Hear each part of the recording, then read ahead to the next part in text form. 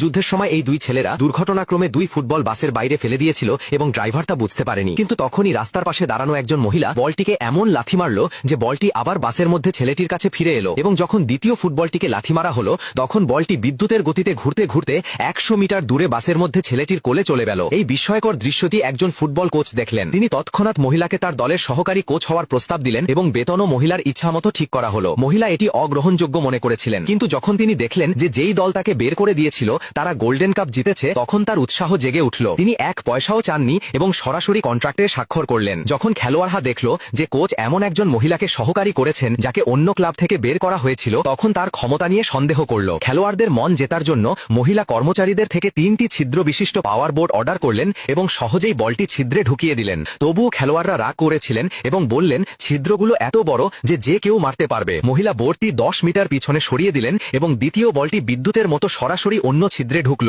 খেলোয়াড়রা অবিশ্বাসের সংজ্ঞা দেখছিল, কিন্তু তারপর তারা বললেন যে সে ভাগ্যবান ছিল তাই গোল করতে পেরেছে। এবং তখন মহিলা বোর্ডটি 50 মিটার পিছনে সরিয়ে সবচেয়ে ছোট ছিদ্রে উল্টো হুক দিয়ে বল মারলেন। এবার খেলোয়াড়রা সম্পূর্ণভাবে মহিলা ট্যালেন্ট দেখলেন এবং সমর্পিত হলেন। অর্ধ মাসের মধ্যে মহিলার প্রশিক্ষণে এই তৃতীয় স্তরের দল একটি ডার্ক হর্স হয়ে দক্ষিণ প্রাদেশিক ফুটবল লিগের সেমিফাইনাল পর্যন্ত পৌঁছালো। সেমিফাইনালে তাদের মুখোমুখি হয়েছিল কখনো না হারা থান্ডার ক্লাব দলের সাথে। শুরু 5 মিনিটে স্পার্ক দল একটি গোল করল, যার ওপর থান্ডারের ক্যাপ্টেন খেলোয়াড়দের পুরো শক্তি ব্যবহার করার সংকেত দিলেন।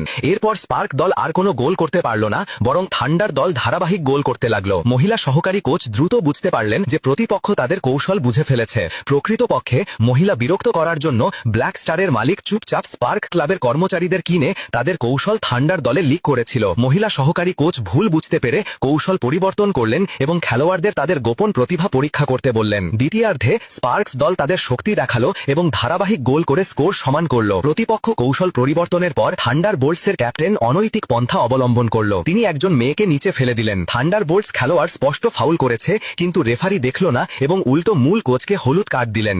এরপর থান্ডার বোল্টস খেলোয়াড়রা আগ্রাসী হয়ে গেল এবং তাদের স্কোর বাড়তে লাগলো। প্রতিপক্ষকে আটকাতে থান্ডার বোল্টস ক্যাপ্টেন নিচু চাতুরি ব্যবহার করল।